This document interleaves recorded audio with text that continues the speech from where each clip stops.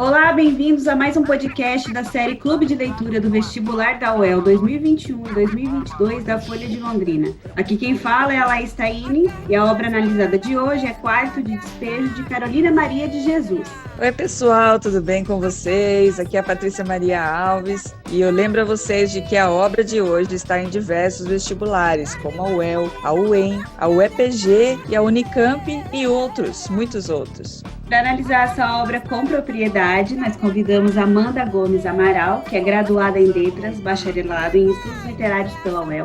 Atualmente é mestranda em Estudos Literários também pela UEL. E a Amanda tem pesquisa centrada na literatura afro-brasileira produzida por mulheres, exatamente o perfil da autora em discussão hoje. Oi, Amanda, seja muito bem-vinda. É um prazer estar aqui.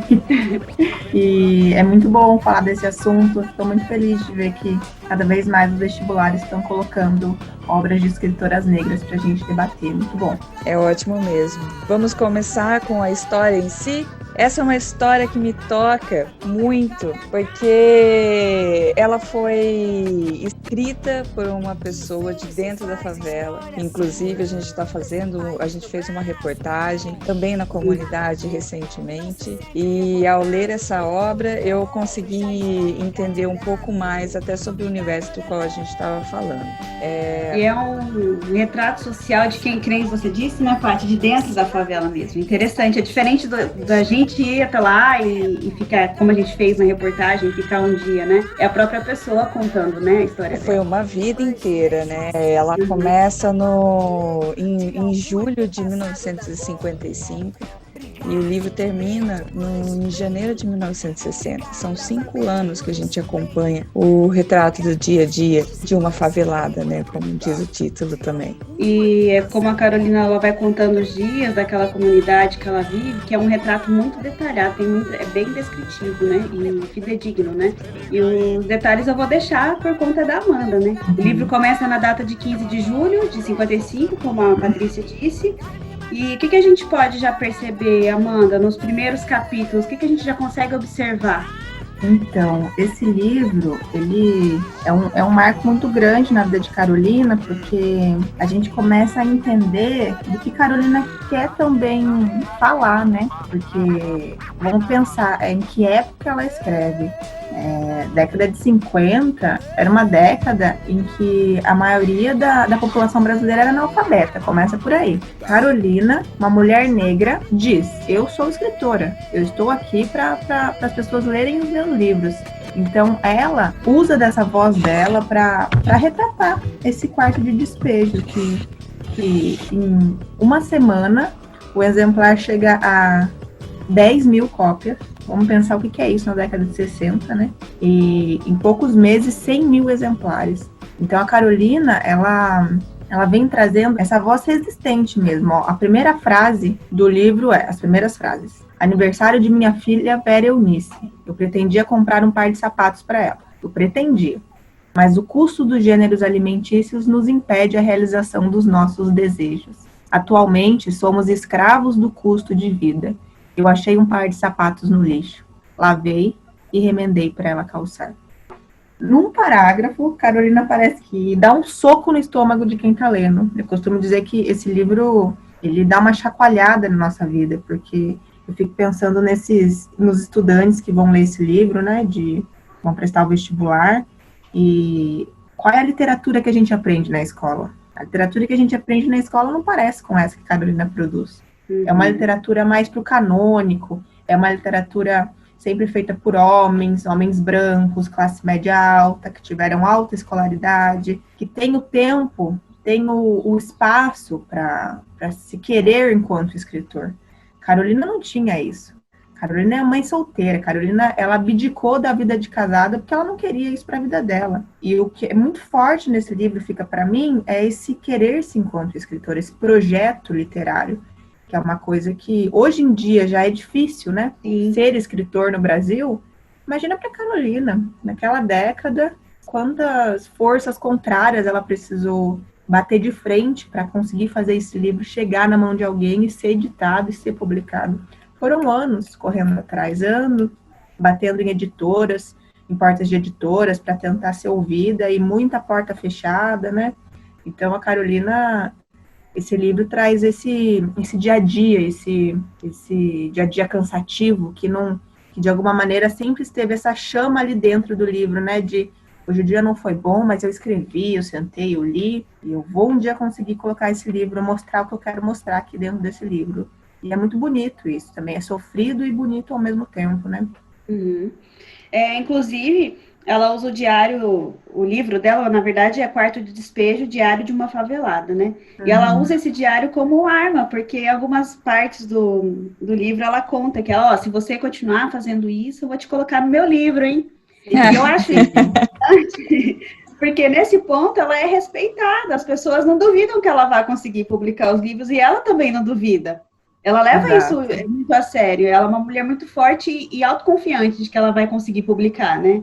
Eu li uma edição que falava que a Carolina de Jesus ela já tinha batido na Folha da Manhã para entregar uns poemas, né? E foram publicados alguns poemas dela, e ela foi conhecida antes do Quarto de Despejo como sendo a poetisa negra.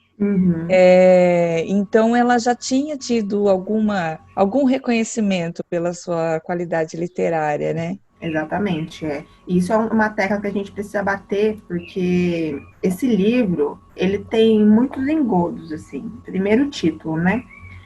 Quarto de Despejo, que é um trecho do livro, né? Que é a parte que ela explica da onde vem esse título. Mas o Diário de uma Favelada vai muito de encontro com um exotismo de Carolina que aconteceu na época, né? Esse livro, ele foi um boom, porque nunca a elite brasileira tinha chegado num livro em que uma voz da favela narrava o seu dia a dia.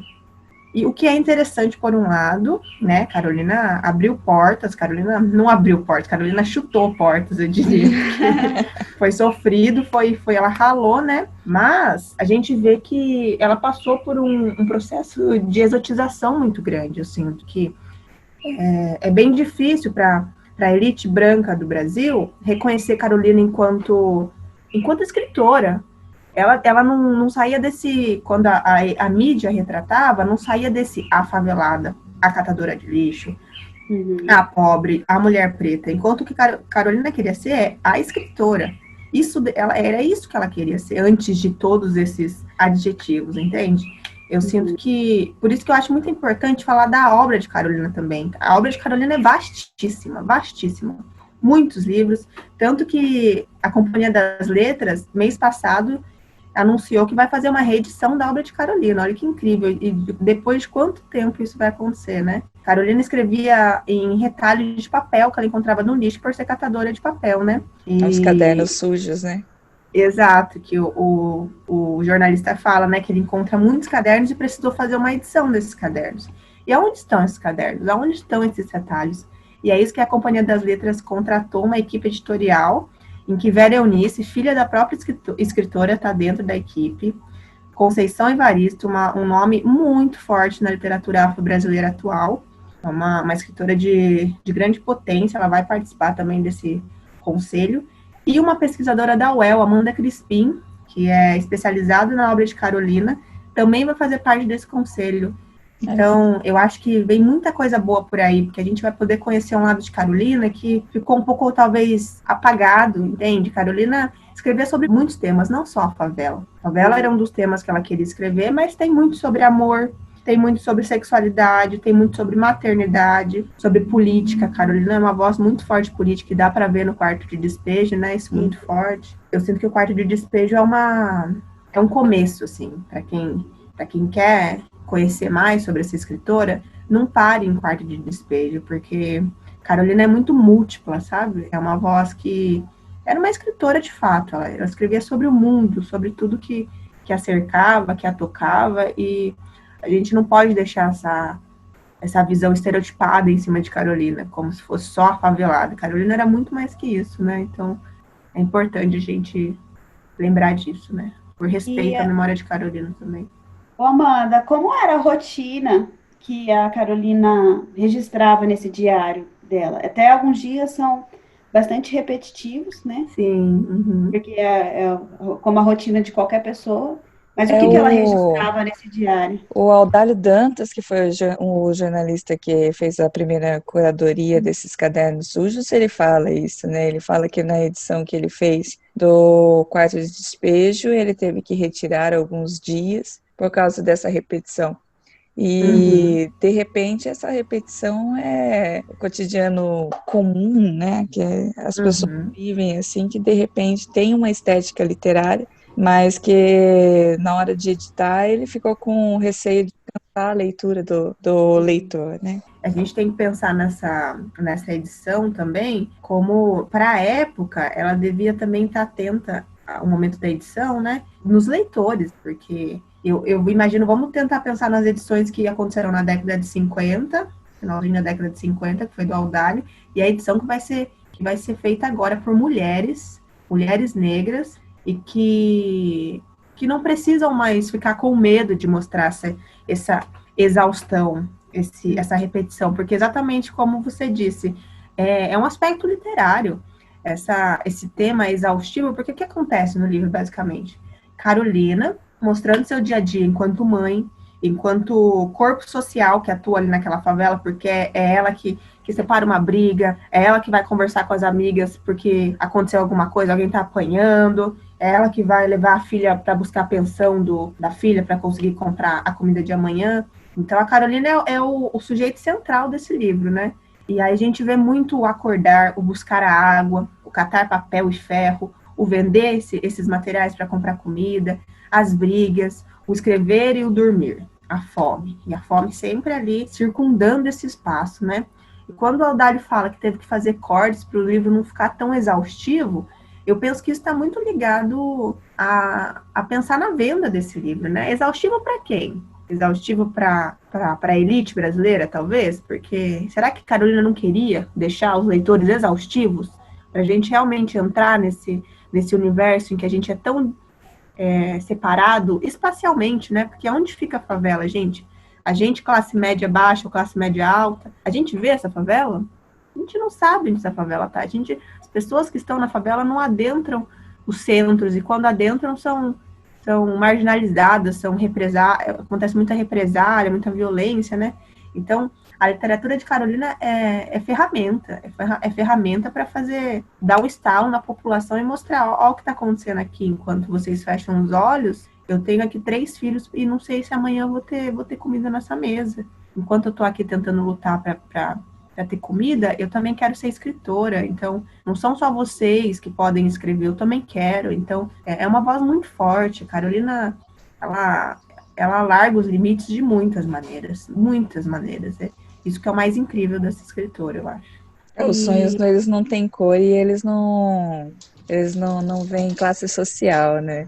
Sonhar, ela mostra isso pra gente, que apesar de toda a dureza da vida dela, de toda a dureza do cotidiano dela, ela ainda consegue manter sonhos, os filhos dela conseguem manter sonhos. Ela fala numa das partes do livro que ela foi catar papel porque o filho dela queria ir ao cinema. E é uma coisa que é comum, né? É comum a todas as pessoas, independente de onde elas vivem e a situação em que elas estão. Isso humaniza, né? Carolina humaniza uma parte da população, porque quando a gente pensa em um extrato populacional marginalizado, o discurso acaba desumanizando essa população. É muito o que os estudos culturais falam, né? Quando a gente pensa na literatura indígena, na literatura negra, na literatura de autoria feminina, né?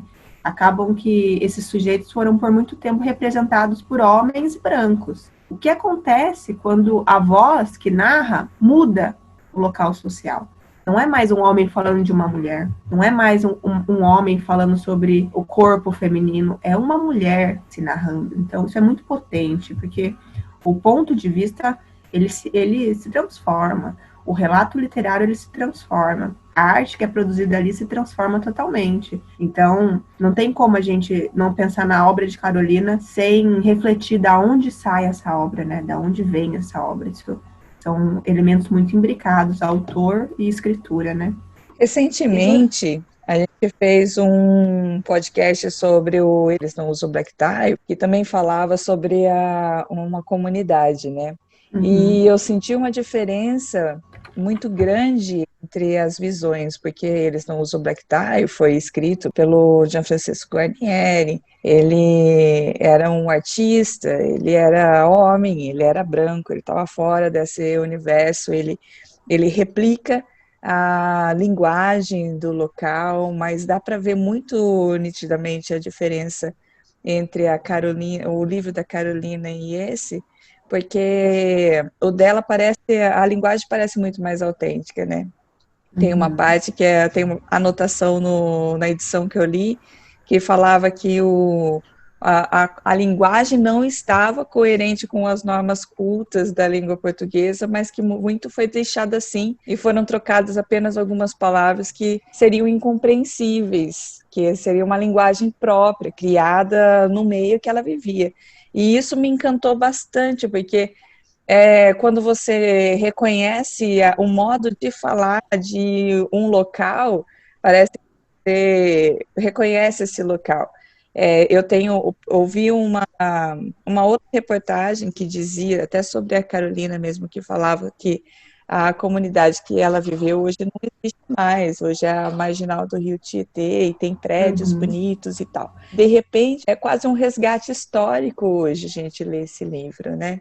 Até quando ela coloca as personagens que ela retrata, o cotidiano dela, as brigas com o vizinho, as implicâncias que o filho dela tem, as bebedeiras no local. Tudo retrata um lugar e um ponto específico na história que, às vezes, por enxergar o livro como literatura, a gente esquece que é verdade, né? Que é um diário, que aquilo tudo aconteceu de fato. A linguagem, a questão da linguagem na obra de Carolina é uma coisa também que é muito discutida, porque há dois lados dessa moeda, né? Quem entende que literatura precisa seguir uma regra gramatical e se fazer fiel a essa norma padrão da língua, e há já quem entenda que é o meu ponto de vista também, que se a gente pensa em literatura enquanto expressão artística que vem da língua, uma expressão escrita, né?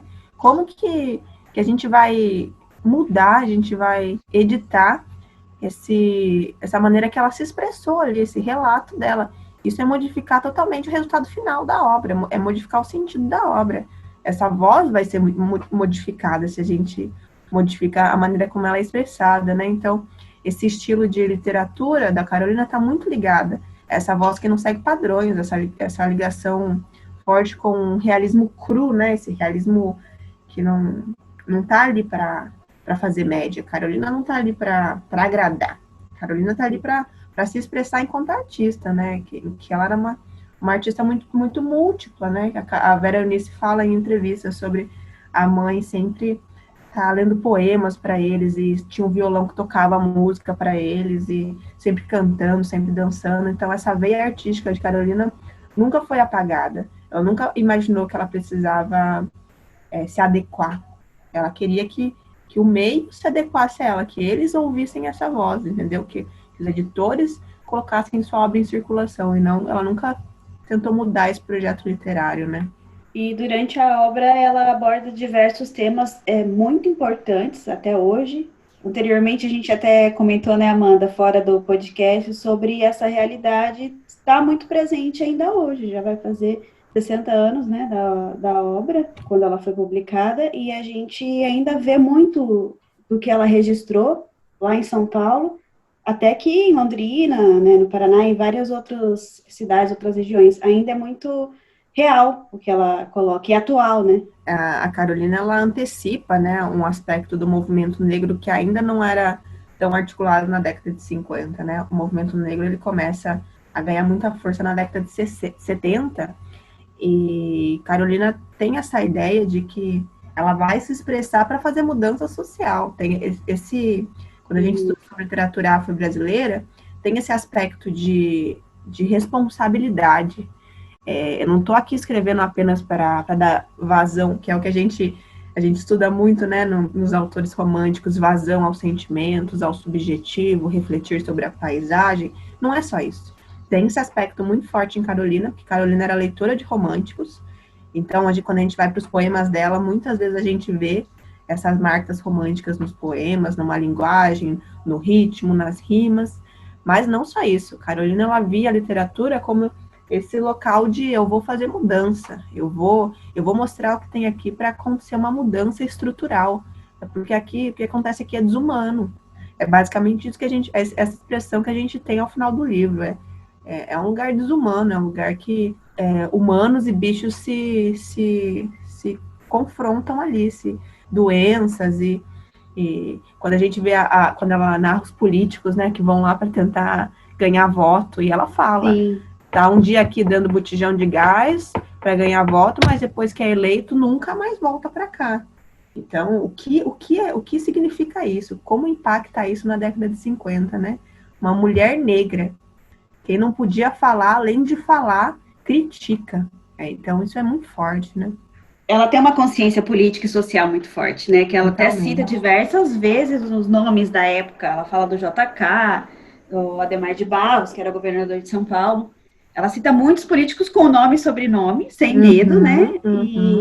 E ela fala dessa questão de deles aparecerem quando é conveniente para eles e depois, eleitos, somem, já não são mais amigos do povo. E tem um trecho até interessante que ela coloca, que ela fala que seria interessante um bom político ter passado pela fome, porque a fome também ensina, né?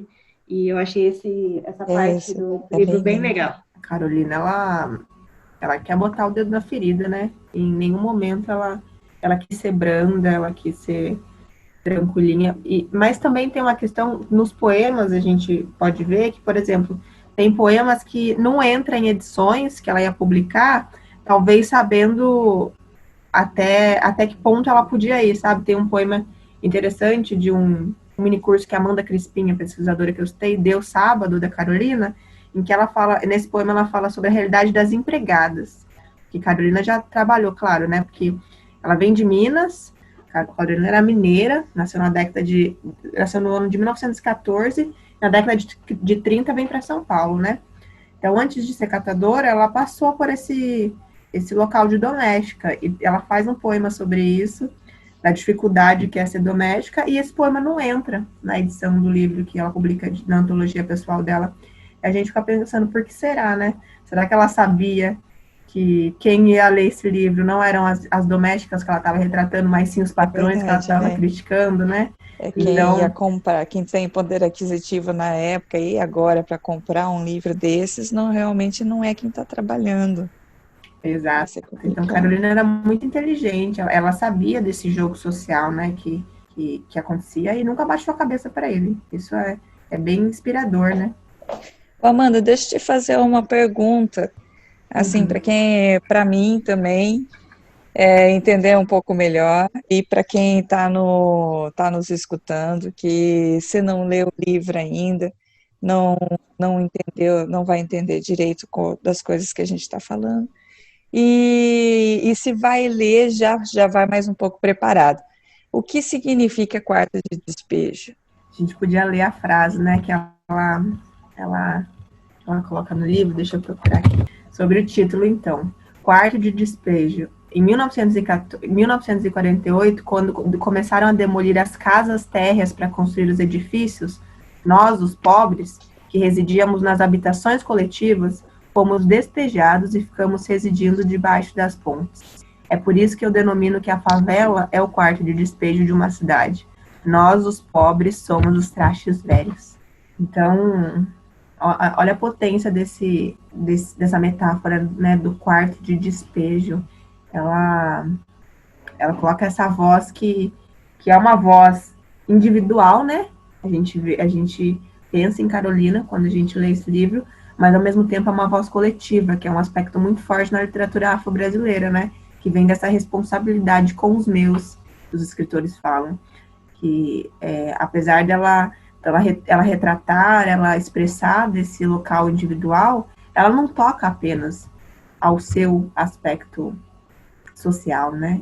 Carolina, ela fala de muitas, a gente pode pensar em Carolinas, né, no plural, quantas Carolinas habitavam esse quarto de despejo e quantos quartos de despejos ainda existem, quantas Carolinas devem querer ainda escrever, então, nesse local de submissão não submissão em que elas abaixam a cabeça, né? Mas submissão em que alguns outros poderes tentam submeter essas pessoas, né? Jogam debaixo do tapete, né? Exato. Quantas mulheres residem na favela e querem ser artista? E a gente não abre os olhos, não reconhece essas vozes, né? Isso, enquanto pesquisadora branca, eu sempre penso nisso. Não sou uma escritora, não sou uma pesquisadora negra, então não posso dizer o que é o racismo. Enquanto membro de uma branquitude brasileira, que eu acho que essa discussão do racismo está muito pertinente, está muito... a gente tem visto, acho que a internet traz isso muito à tona, né? Que agora as coisas estão mais visíveis, né? Estão mais... E me dá medo também de se tornar banal, porque são tantos relatos de violência racista que parece que todo dia Uma hora a gente vai ficar comum, né? Isso é meu medo, porque a gente, enquanto mulheres brancas, a gente não pode deixar isso banal, a gente precisa trazer como pauta. Colocar esse livro no vestibular de alguma maneira, modificar a estrutura, né? A gente está dizendo, isso é literatura, a gente precisa ler isso. A gente reconhece Carolina enquanto escritora, né? Então, é bem impactante a gente pensar nisso também. Eu separei uma parte do livro que ela fala sobre o quarto de despejo, que é uma outra parte. Ela fala assim: quando estou na cidade, tenho a impressão que estou na sala de visita, com seus lustres de cristais, seus tapetes de veludos, almofadas de cetim. E quando estou na favela, tenho a impressão que sou um objeto fora de uso, digno de estar num quarto de despejo. É bem forte, né? Porque ela compara, né, a cidade com a favela, né? Ela usa essa comparação para deixar ainda mais, demonstrar mais a desigualdade, né? Porque que nos momentos que ela sai da favela e tem que ir para o centro da cidade, né, para procurar emprego, para comprar carne no açougue, para comprar o sapato da Vera Eunice que ela está tentando faz muito tempo, para enfim, para ir na feira, né? Tem um momento que ela vai para a feira de uma festa lá que vai acontecer. A gente vê muito essa diferença espacial, né? Como que o espaço é também uma ferramenta de desigualdade social, quando a gente pensa que tem corpos que não são bem tratados no centro da cidade. Quem são esses corpos, né? E Carolina retrata isso, retrata que ela não se sente igual, porque é isso, ela chega num local diferente, com pessoas diferentes, e entende que a configuração se modifica, né, do local que ela está acostumada lá.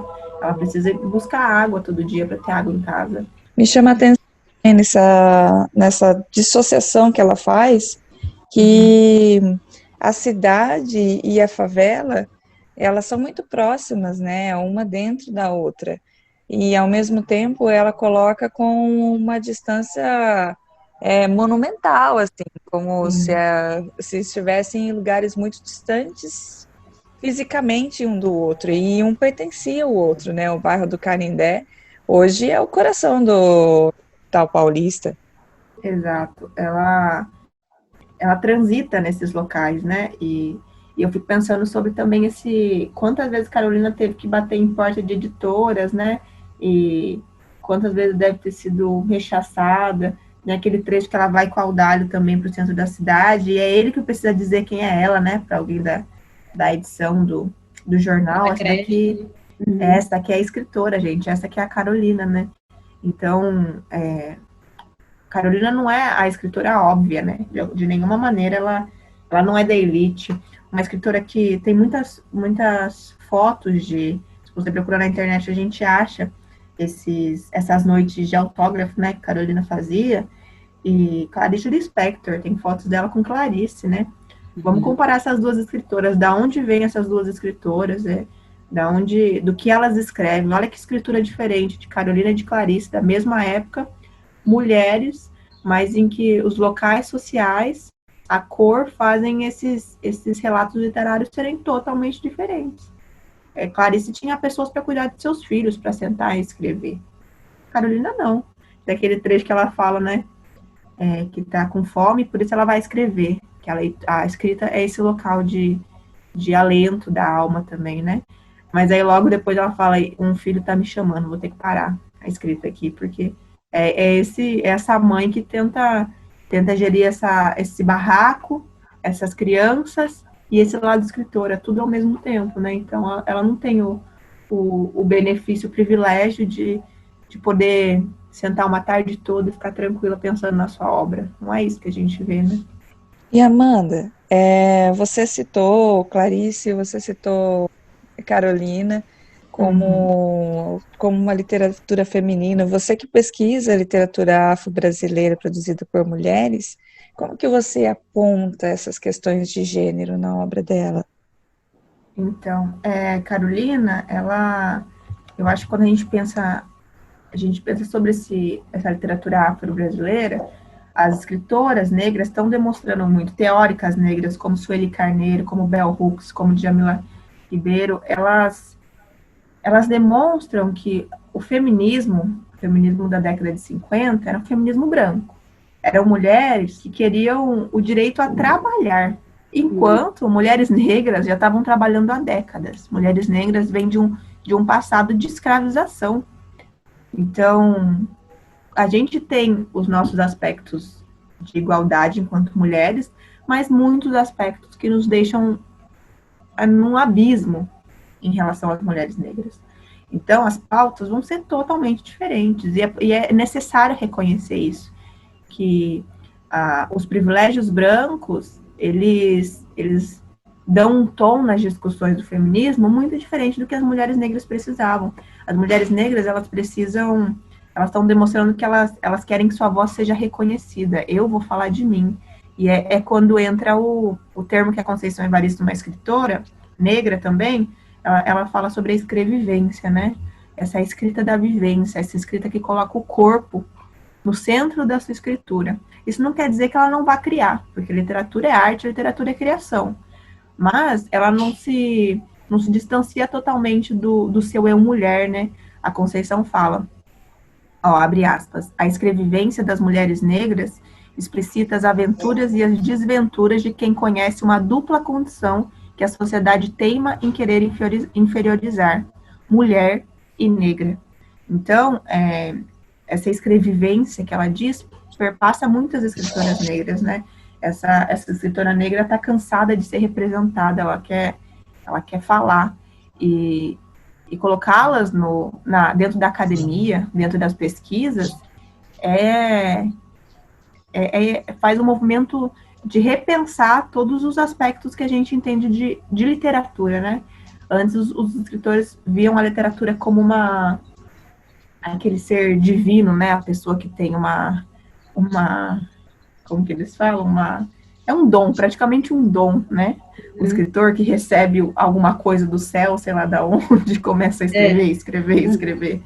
E a escritora negra brasileira, ela não compactua com essa ideia. Ela demonstra que literatura é labor, literatura é sentar e refletir sobre o seu local social, e não é... Muitos críticos falam que literatura afro-brasileira é apenas panfletagem. E eu discordo absolutamente, porque a literatura negra, ela demonstra que a arte pode ter consciência social, consciência crítica, que muito faltou na literatura canônica, muitas vezes. Então, a gente pensa em Carolina, quando ela começa a publicar, ela vendeu mais que Jorge Amado, por exemplo. Se a gente pensar em quem era Jorge Amado na época. Jorge Amado, as novelas da Globo que representavam seus livros, né? Quem foi Tieta? Como Tieta era retratada por esse olhar masculino, né? Tieta tinha mais representação sexual ou mais representação subjetiva? Então, os personagens de Carolina, que tem contos, Carolina também publicou contos, né? Onde Está a Felicidade, é uma novela em que ela coloca a figura central de uma mulher que sonha, uma mulher sonhadora, sempre esse aspecto sonhador de Carolina muito presente nessas personagens, né? A gente não vê ali uma mulher sexualizada, a gente não vê uma mulher estereotipada, é muito diferente, né? Então, ela demonstra que há outra voz para representar na literatura, há uma nova literatura nascendo ali, né, da voz de Carolina. Ela abre muitas portas para as escritoras que vão vir dela depois.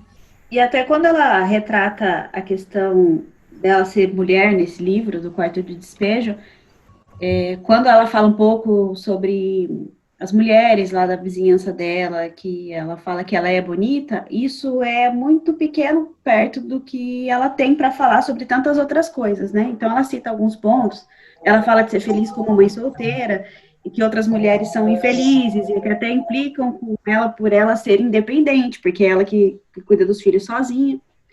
E ela também retrata a situação de outras mulheres lá na favela que apanham dos seus maridos. São retratos no diário dela, mas não é o foco. Isso está dentro, né, dessa narrativa, né? Não é uma questão que ela coloca tão enfática, mas ao mesmo tempo isso não perde o destaque na obra, É, né?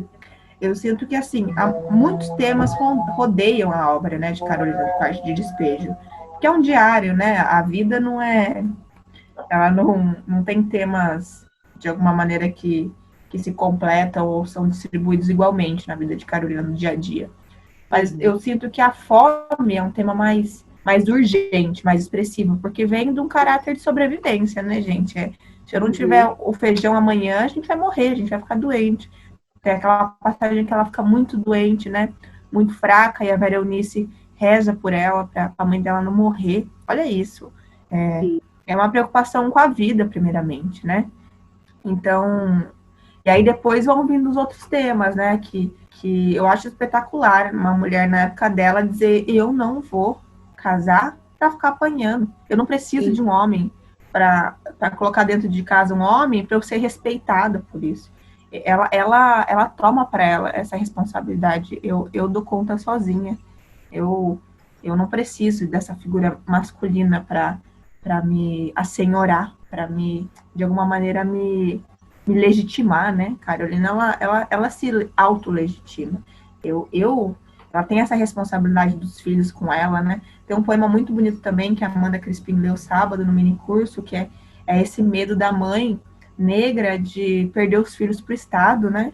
Porque era uma ação muito comum do Estado retirar a guarda dessas famílias por falta de comida, enfim, por falta de condições, mas o próprio Estado não dá condição para essa família, né? Então, é um projeto genocida da população negra que vem de muitas décadas atrás, né? O que a gente está vendo hoje é a explosão desse tema, né? Mas ele está acontecendo há quantas décadas, né?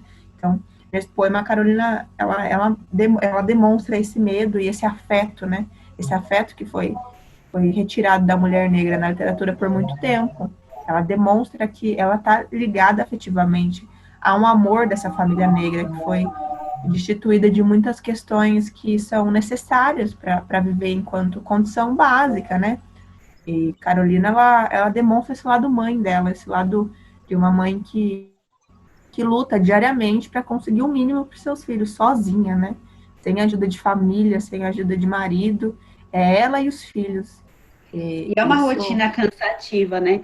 Porque todos os dias, como você falou, às vezes a intenção dela era mostrar essa rotina difícil mesmo. Porque ela não tem um dia de sossego, né? Todo dia ela tem que acordar, ela tem que buscar água, ela tem que ir trabalhar, pegar papel para conseguir dinheiro, para conseguir comprar comida para a família. Não é uma vida tranquila que um dia ela vai conseguir parar para escrever a obra, como você falou, né? Todos os dias tem muito trabalho. Uhum. Independente se ela está com saúde ou não. Exato. E isso é maçante, né? Isso é essa violência que Carolina demonstra, porque a violência física também que ela cita no Quarto de Despejo, as brigas, né? Muita violência matrimonial que a gente vê ali de homens baterem suas esposas e o que as crianças assistirem isso, mas há essa violência humana, né? Essa violência em que é o que eu chamo de cru, né? Eu lembro muito do Graciliano Ramos, né? Em Vidas Secas, por exemplo. A gente vê esses sujeitos que eles não têm o mínimo, entende? E não por não querer, é por esse projeto estatal mesmo, por esse projeto que não quer, não dá os subsídios necessários, porque é cômodo para um governo ter ali a massa de manobra, né? Então, essa voz que surge dessa massa é para demonstrar que a gente não aceita. A gente quer mudança e através da literatura que eu vou fazer isso, que é incrível para Carolina na época que ela desponta, né? É incrível. E como que a gente consegue perceber a questão racial nessa obra? Eu sei que ela permeia todo o universo da favela, todo o universo de Carolina, mas ela conta o cotidiano dela para as pessoas de uma forma muito de primeira pessoa, né? O diário dela conta como ela está enxergando o mundo. E às vezes, com esse olhar de primeira pessoa, ela não demonstra, tipo, é a gente entrando na pele negra, né? E como que a gente pode perceber a questão racial, a questão do preconceito que ela vive através desse livro do Quarto de Despejo? Então, isso é uma questão bem forte também, porque eu já ouvi em discussões que Carolina não tem forte essa veia da negritude, né, desse movimento negro que a gente vê muito depois da década de 70. Os Cadernos Negros, por exemplo, que foi uma iniciativa do grupo Quilomboje, que acaba juntando, acaba fazendo a conexão entre escritores negros, entende? Que isso foi muito forte para o movimento literário brasileiro. Carolina é antecessora a isso, ela vem bem antes que isso. Então, eu sinto que as pessoas tendem a não ler com calma a obra de Carolina, porque se a gente lê, a gente percebe muitos pontos em que o querer-se enquanto mulher negra, que é uma coisa que na época de Carolina era muito difícil. Tem um trecho que eu gosto bastante, que ela vai falar sobre essa afirmação enquanto mulher negra, né? Abre aspas. Eu escrevia peças e apresentava aos diretores de circos. Eles respondiam-me: é pena você ser preta. Esquecendo eles que eu adoro a minha pele preta e o meu cabelo rústico. Eu até acho o cabelo de negro mais educado do que o cabelo de branco. Se é que existe reencarnações, eu quero voltar sempre preta. Fecha aspas. Então, esse trecho demonstra que Carolina tem essa consciência racial e ela demonstra que ela tá sendo rechaçada enquanto editores brancos pegam o texto dela, né? E mesmo assim ela se afirma. E eu acho bem interessante que o corpo negro também é um tema que passa muito na literatura de mulheres negras, né? Que a minha pesquisa é centrada em Carolina, Conceição Evaristo e Cristiane Sobral. Então, são escritoras de décadas diferentes. E é legal estudar escritoras de décadas diferentes, que a gente vê como os temas se repetem e como eles também se distanciam. Então, a recorrência do corpo negro é bem maior na escritora Cristiane Sobral, que é uma escritora da década de 70, que nasceu na década de 70, do que na de Carolina, que nasceu na década de 10, por exemplo. Essa afirmação do corpo negro, feminino, ela é gradativa. Então, a gente não pode esperar que Carolina represente o local que o movimento negro está no ano de 2020, porque isso não vai acontecer, isso é diacrônico, isso não faz sentido nenhum. Mas isso não quer dizer que não exista essas marcas dentro da literatura de Carolina. Existe. Ela, se afirma enquanto escritora, é intrínseco a esse local de escritora negra, né?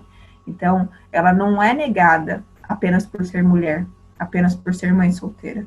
Ela é negada também por ser mulher negra, porque lendo as teóricas negras, elas falam muito que a cor, ela se desenvolve antes de qualquer situação, porque ela é visual.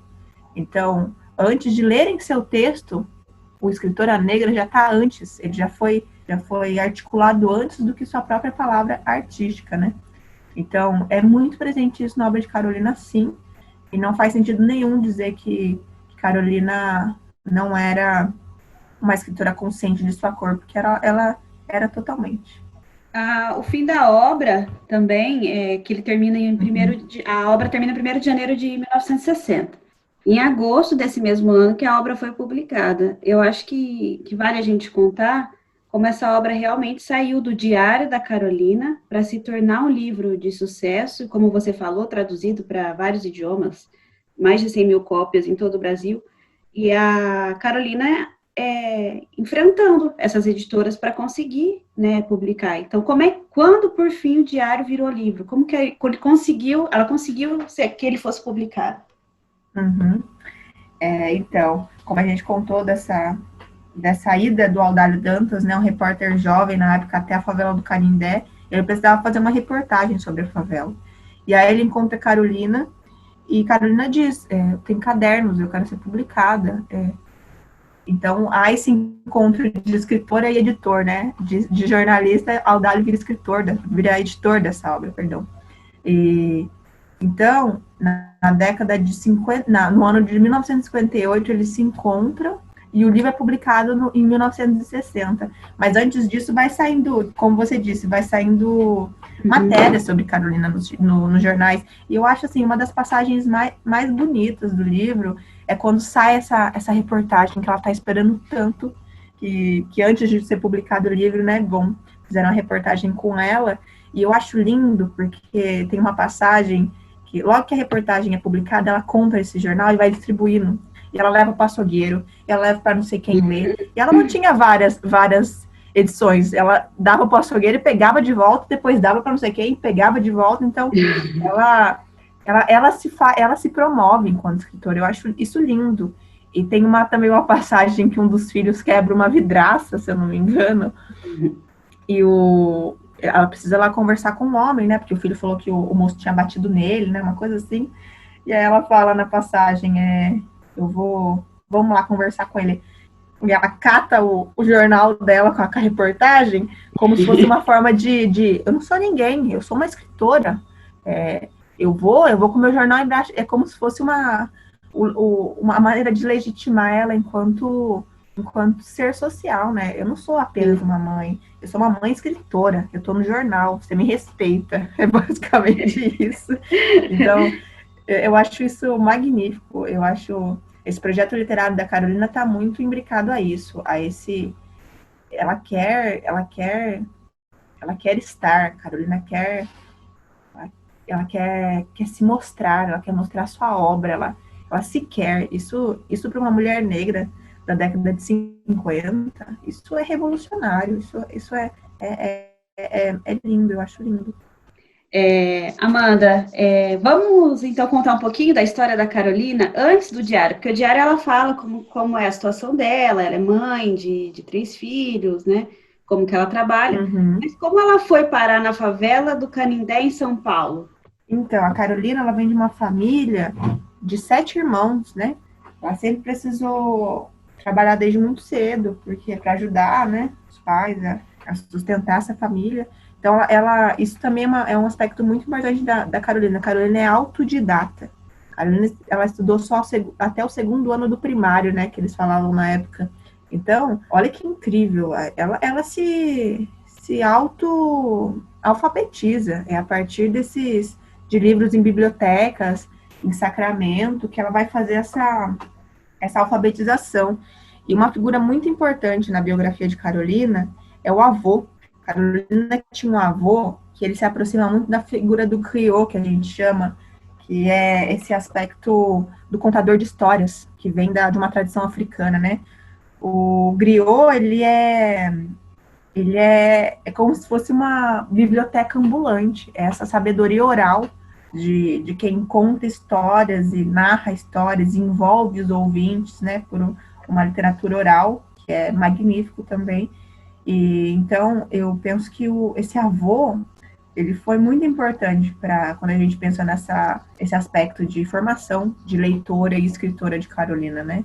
E a partir disso que ela vai, eu acho que tomando essa consciência literária, né, do poder da arte, do poder de transformação e expressão da arte, porque tem aquela passagem do livro que ela fala, né, quando eu não tinha o que comer, para não xingar, eu escrevia. Então, a literatura, para ela, tem esse local de evasão, né, muito forte. Então, é a partir desse avô, em Minas também tem muito esse caráter forte, né, dos causos, né, que eles falam. Então, junta uma família de tradição que vem dessa tradição do griot, né, com essa característica mineira, É a partir daí que Carolina vai se transformando subjetivamente, né? Ela passa a ser essa leitora, né? Ela lia muitos românticos, a gente vê bastante isso nos poemas dela. E quando ela chega em São Paulo, na década de 30, acaba que o local que ela encontra para sobreviver é esse local do quarto de despejo que ela cita, né? Mas antes de ficar lá, ela também tem umas passagens que fala sobre trabalhar em casas de médicos, né? Que tinham bibliotecas enormes, então ela tinha esse contato com os livros a partir desse local de sempre subalternidade, que é o local que a sociedade brasileira abre ao corpo negro, né? Hoje ainda e mais naquela época. Então, por muito tempo, Carolina, ela foi para esses lugares conseguindo ter contato com essas obras pelos outros, né? Antes pelo avô, depois pela casa de patrões, e é assim que ela vai se transformando nessa figura emblemática, né, da sociedade brasileira. Carolina era uma figura que não passava despercebida, não passava batido. Ela era uma figura ativa na favela do Canindé, né? E depois disso, depois da publicação do livro, que é um boom, né? Ela compra um sítio em São Paulo e vai morar com os filhos.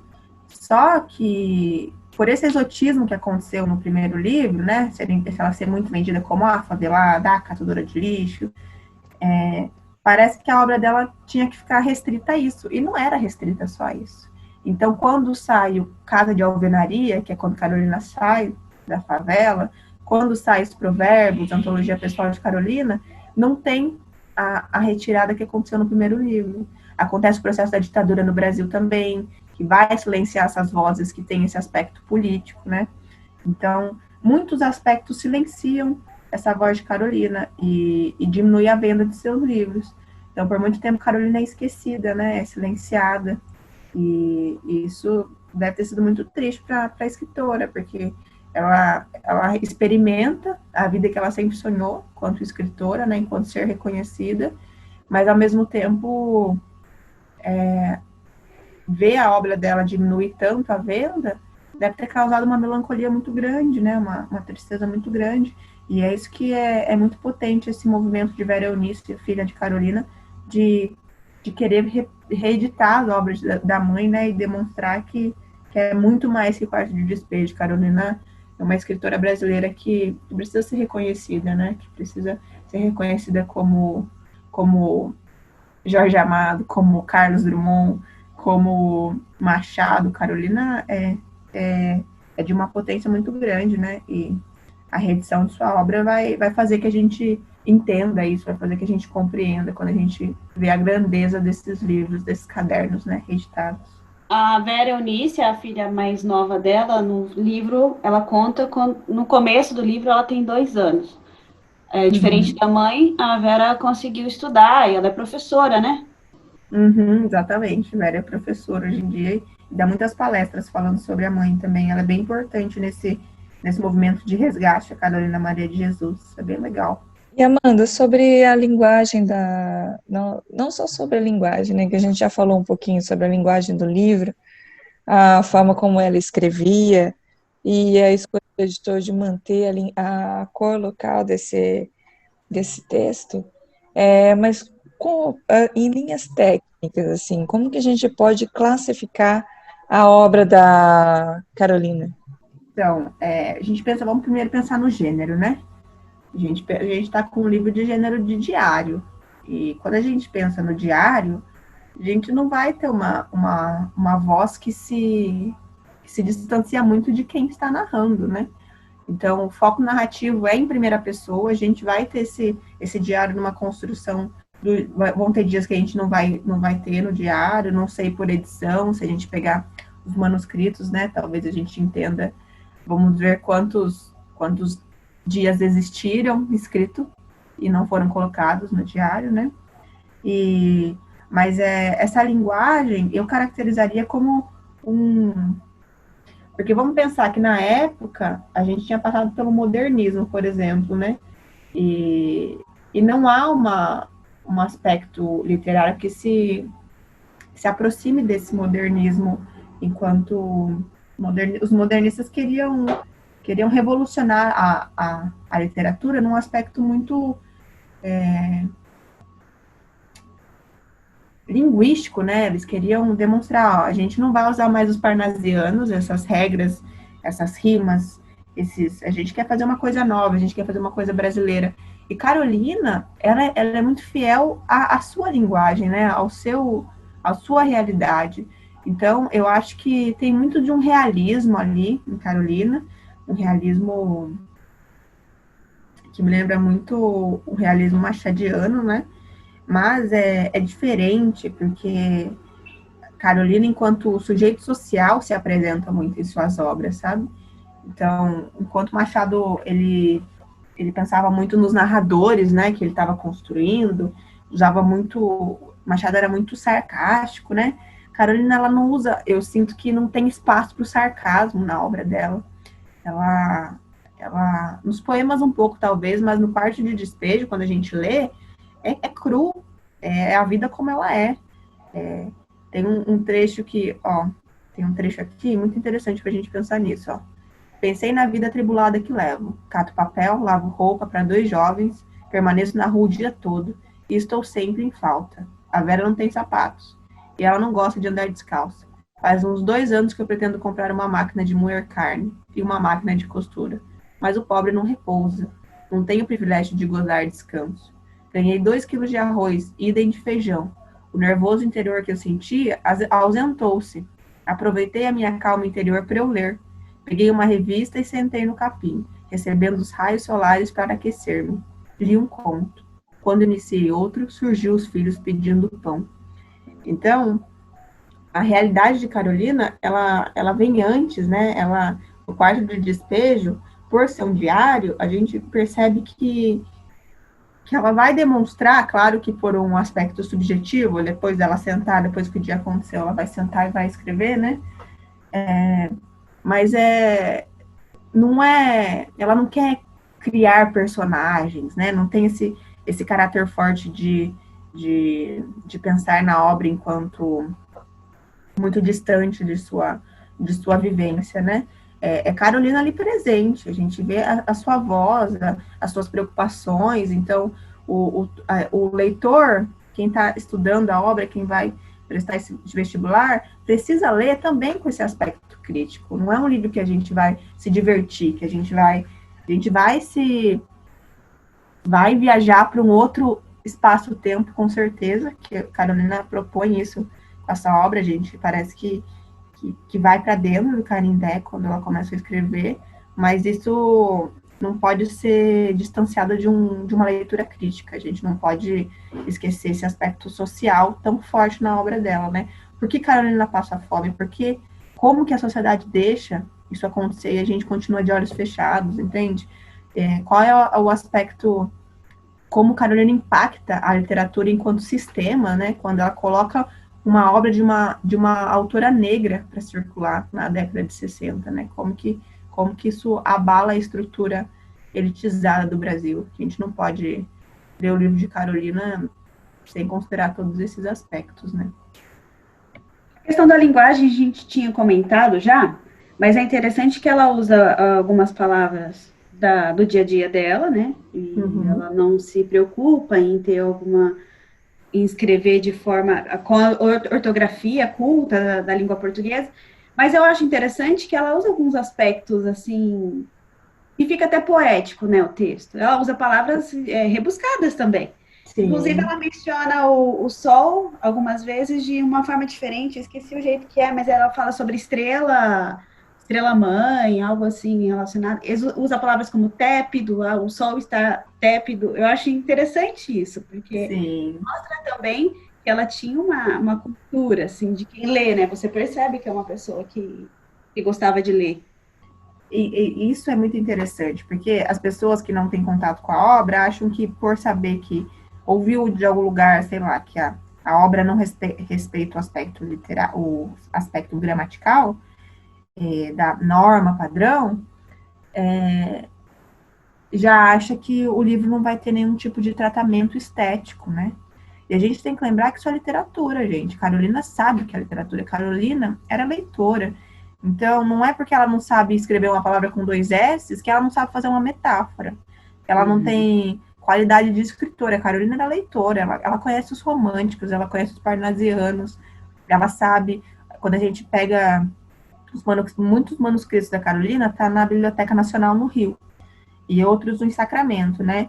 E quando a gente vai ver a letrinha dela nos cadernos e percebe a divisão das estrofes, a gente percebe nos poemas o aspecto rítmico, a gente percebe a rima.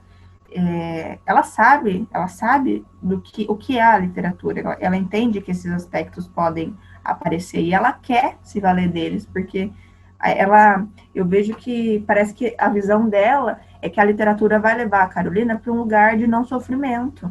É como se fosse um passaporte para uma vida menos sofrida. E é importante esse aspecto também. Carolina não queria continuar na favela. Ela quer ser escritora para dar uma vida diferente para os filhos. E ela conseguiu. A filha dela é professora hoje em dia. Então, essa literatura é como se fosse visto também como um novo local a se habitar. E a partir do momento que eu vou ser escritora, que as pessoas vão me ouvir, que eu vou fazer mudança, eu vou conseguir levar meus filhos para lugares que eu nunca fui, a gente não vai mais passar fome. Então, a literatura também tem essa relação de liberdade, né? De novos horizontes, isso também é bem bonito. Em se tratando de vestibular, Amanda, o que o vestibular pode exigir do candidato em relação a essa obra? Legal. Primeiro que eu acho interessante a gente se atentar aos aspectos formais da obra, né? Eu aconselho os leitores, aos vestibulandos, a pensarem sobre o título, fazer essa reflexão sobre o título da obra, sobre o foco narrativo e gênero serem aspectos muito interligados quando a gente pensa no diário e na primeira pessoa, né? Quem é esse sujeito que se põe em primeira pessoa? O enredo, quando a gente falou sobre a repetição, né? O que esse enredo causa quando a gente lê esse livro que tem tão batido a fome, o catar o lixo, buscar a água, procurar papel e ferro. Então, essa cor amarela, né, que o Audálio Dantas vai falar que toma a fome, tem cor no livro de Carolina. O que é a fome ter a cor amarela? A gente precisa refletir sobre isso, né? Essa metáfora da cor amarela. Isso também um aspecto muito importante para o leitor se atentar. O espaço, que a gente também citou, né? Esses 2 aspectos do espaço do urbano e da favela, como que isso se choca, né? Favela do Canindé em contraponto a São Paulo. Isso também é bem, bem interessante. Os personagens, a gente percebe que a gente conhece muitos personagens no livro, né? Que são os filhos, eu acho que eles são os mais importantes, que é a Vera Eunice, o João e o José Carlos.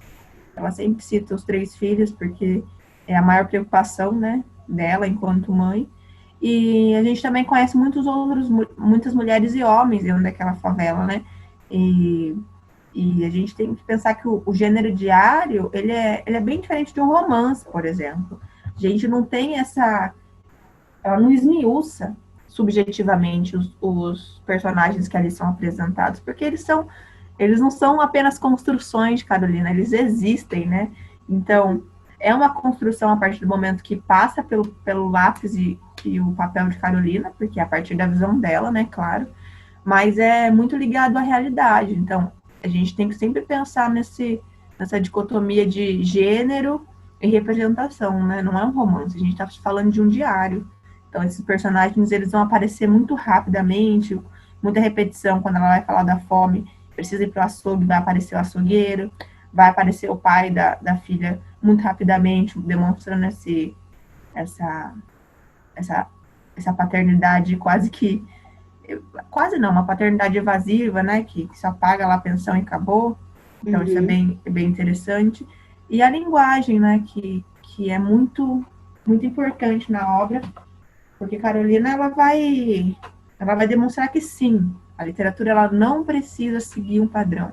Ela não precisa repetir os padrões canônicos que a gente está vendo há décadas da literatura brasileira, né? E isso é muito importante, né? Porque Isso acaba demonstrando que a gente não precisa seguir só regras, é basicamente isso que ela demonstra com o livro, né? Esse livro demonstra que a literatura pode mais, a literatura pode ser mais, e não precisa ser feita só por homens brancos, ela não precisa ter uma linguagem A mais B mais C, ela não precisa ter um tema específico, ela pode ser múltipla, né? Ela pode é uma liberdade estética que Carolina traz para a literatura brasileira que eu acho riquíssimo, né?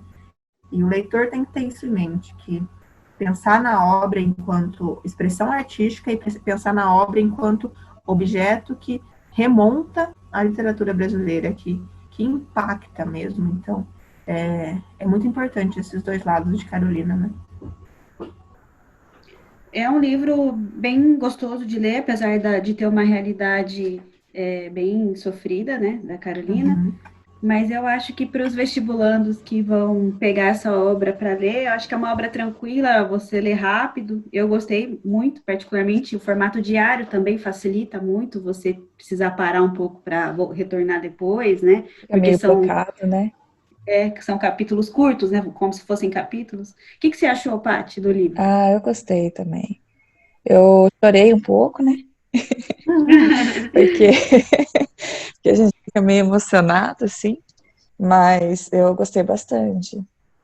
Faz a gente pensar, faz a gente refletir, transporta a gente para lugares desconfortáveis, né? Lugares incomuns para nossa realidade, para um tempo diferente. A gente conhece um pouco de história, um pouco de um lugar que não existe mais e que já existiu, tem realidade que é diferente de uma literatura de ficção que você sabe que tudo aquilo foi construído, você pode imaginar as pessoas, imaginar as personagens, as coisas e tal.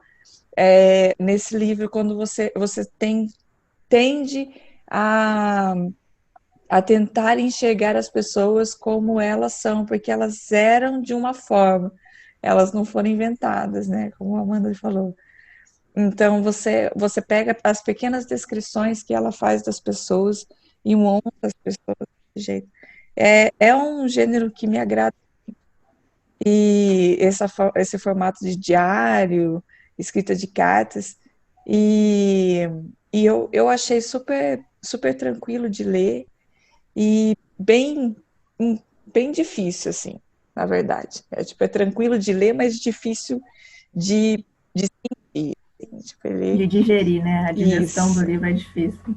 ele dá um nó na garganta. Uhum.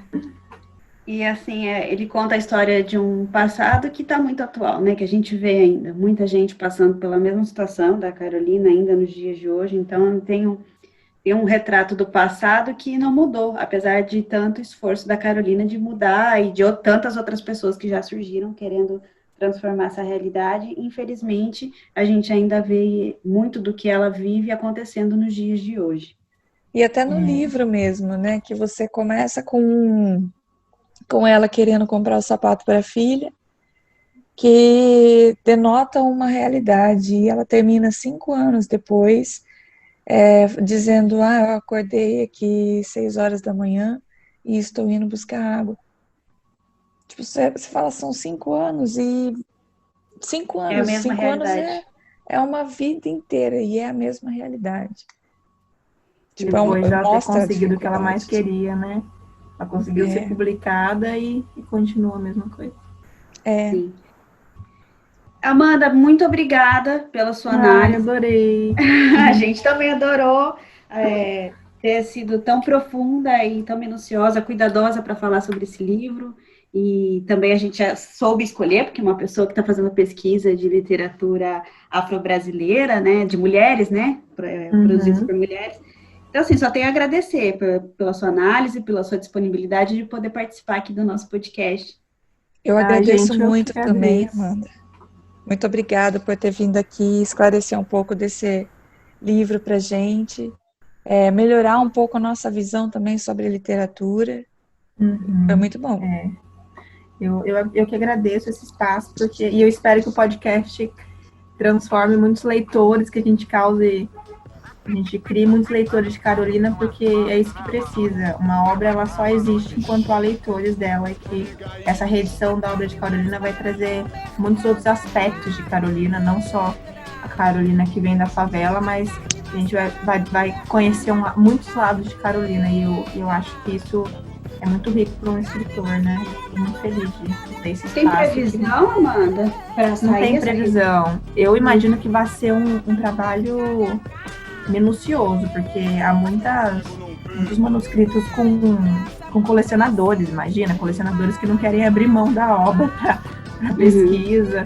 Tem que ser um trabalho de ir em bibliotecas, então é bem árduo, assim, não tem previsão ainda.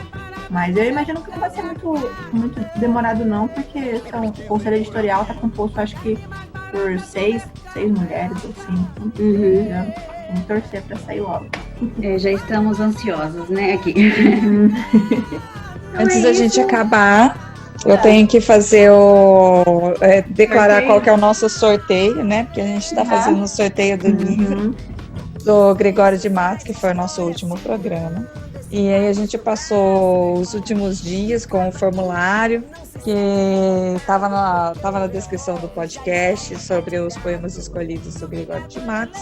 E hoje a gente tem aqui o vencedor do nosso sorteio. É a Pamela Rosa Culos, e ela quer prestar medicina na UEL. Boa sorte, Pamela, e parabéns por ter... Parabéns pelo livro. Legal. A gente vai dar o livro lá na portaria da Folha de Londrina, e aí você pode passar a buscar ou pedir para alguém buscar, vai estar lá no seu nome. Então, um abraço. Lembrar também, né, Paty? O pessoal que quiser participar do nosso Telegram, mandar perguntas para os professores que são entrevistados, mandar algumas reflexões, como é que faz para participar?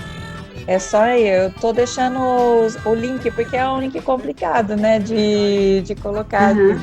Mas eu tô deixando o link em todas as descrições do podcast também. Também tá no SoundCloud, quando você ouve o podcast por outros aplicativos de streaming, você vai achar esse link também. É só entrar no site da Folha de Londrina, procurar pelo Clube de Leitura no painel do FolhaCast, e você vai dar o link para nós nessa comunidade no Telegram, onde a gente pode discutir e compartilhar as coisas não só sobre esse livro, mas sobre todos os outros também, todas as obras do vestibular 2021-2022. É isso então, gente. Muito obrigada por essa participação, por essa discussão. Valeu, até a próxima. Eu comecei a falar que a Carolina tinha me embargado a voz, já comecei meio a chorar aqui. Eu já eu fiquei emocionada. Agora eu tô sensível. Gente, brigadão, viu? Até a próxima. Um beijo. Tchau.